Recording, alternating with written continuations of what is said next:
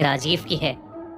राजीव एक सर्जन था और वो पिछले कुछ सालों से पोस्टमार्टम करने के लिए अपने शहर में काफी मशहूर हो गया था। राजीव कॉम्प्लेक्स से कॉम्प्लेक्स डेड बॉडीज का आसानी से पोस्टमार्टम कर लेता था। उसकी एक्सपर्टीज और कमाल के हुनर को देख शहर के सबसे बड़े हॉस्पिटल ने उसे अपॉइंट कर लिया था। राजीव को वहां काम करते करते करीब महीना भर हो गया था। वो वहां बहुत खुश था, लेकिन उसे नहीं पता था कि उसके साथ आखिरकार क्या होने वाला है। उस दिन की तारीख थी 8 मार्च 2012। होली का दिन था और सब डॉक्टर्स मोस्टली छुट्टी पर थे और इसलिए हॉस्पिटल खाली पड़ा था। पर राजीव उस दिन हॉस्पिटल में ड्यूटी पर था। हर रोज की तरह वो हॉस्पिटल आया और सीधा पोस्टमार्टम रूम में चला गया और उसने अपना काम शुरू कर दिया। उसका असिस्टेंट उस दिन छुट्टी पर था और राजीव अकेले ही बॉडी पर ऑपरेट करने वाला था। उसके सामने एक लड़की की भयानक बॉडी थी और उस लड़की का चेहरा इतनी बुरी तरह से जख्मी था कि राजीव से भी देखा नहीं जा रहा था। काफी कोशिशों के बावजूद भी राजीव को उसकी मौत की वजह पता नहीं लग पा रही थी। राजीव को ऐसा लग रहा था जैसे उस लड़की की बॉडी कई सालों से सड़ रही हो, इसलिए कुछ भी पता लगा पाना मुश्किल हो रहा था। राजीव उसकी बॉडी को ऑपरेट कर ही रहा था, लेकिन जैसे ही वो उस लड़की की गर्दन के पास अपना नुकीला सर्जिकल नाइफ लेकर गया, उस लड़की की आंखें एकदम से खुल गईं। ये देखकर राजीव के हाथ से वो नाइफ गिर गया और वो तुरंत पीछे हो गया। राजीव पिछले 7 सालों से लोगों की बॉडीज का पोस्टमार्टम कर रहा था। कई बॉडीज जिनकी हालत पुलिस भी नहीं देख पाती थी, उन्हें भी राजीव बड़ी आसानी से ऑपरेट कर लेता था। पर जो उसके साथ उस रात हुआ, वो उसने जिंदगी में पहले कभी एक्सपीरियंस नहीं किया था। कुछ दूर खड़े होकर वो बस उसकी बॉडी को घबरा कर देख रहा था।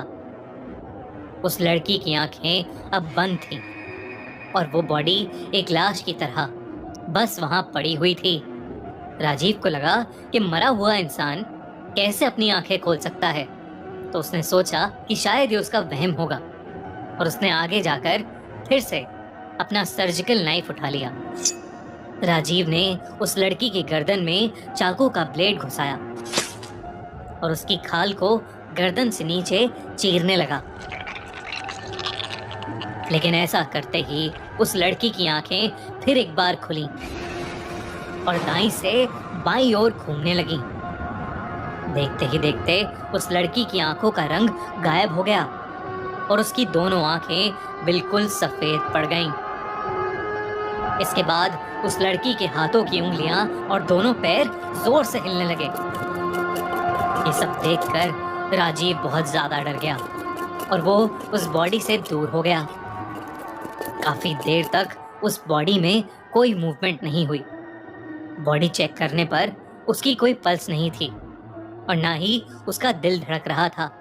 लेकिन फिर क्यों उसकी बॉडी मूवमेंट दिखा रही थी? एक साइंटिस्ट होने की वजह से राजीव अपने साथ हो रही घटनाओं की मेडिकल एक्सप्लेनेशन खोज रहा था। दोस्तों, हमारे नए channel the crime show by Khooni Monday पर हम लेकर आए हैं निठारी केस की कहानी, जहां निठारी विलेज में एक के बाद एक बच्चे गायब हो रहे थे। इनके पीछे कौन सा साइको किलर था और उन बच्चों का आखिरकार क्या हुआ, ये जानने के लिए देखिए इंडिया के सबसे भयानक मर्डर्स की कहानी, निठारी कांड। वीडियो का लिंक पिन कमेंट और इस वीडियो के एंड स्क्रीन पर। इसलिए उसने उस लड़की की फाइल को फिर से देखना शुरू किया। पर जैसे ही राजीव ने फाइल खोलकर उस लड़की का नाम ध्यान से पढ़ा और उसकी तस्वीर देखी, उसके रोंगटे खड़े हो गए और वो फाइल उसके हाथ से मानो उछल के कहीं दूर गिर गई। राजीव के चेहरे पर बुरी तरह पसीने छूटने लगे।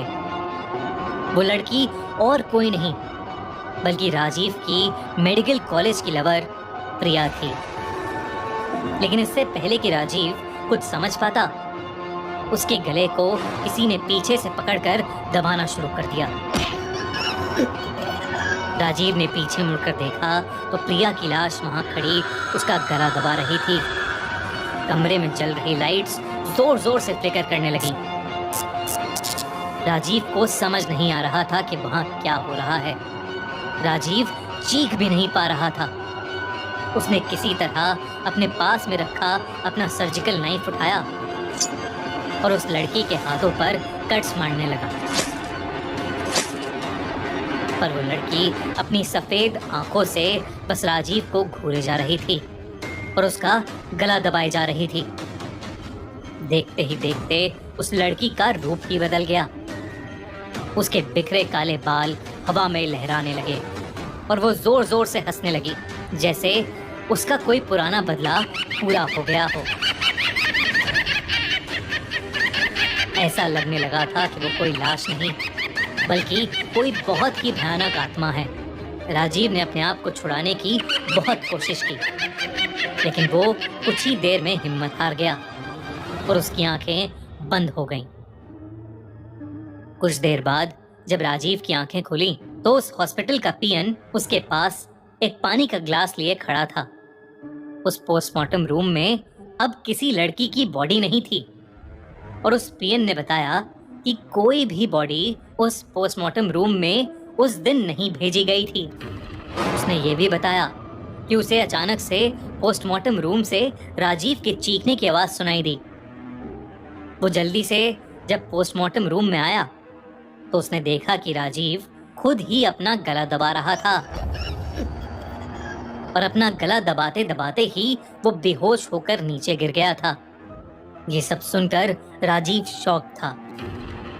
जब उसने प्रिया के बारे में रिसर्च की तो उसे मालूम पड़ा कि मेडिकल कॉलेज में एक लड़का प्रिया को प्रेग्नेंट करके उसे छोड़कर चला गया था, जिसकी वजह से प्रिया ने चलती ट्रेन के सामने आकर सुसाइड कर ली।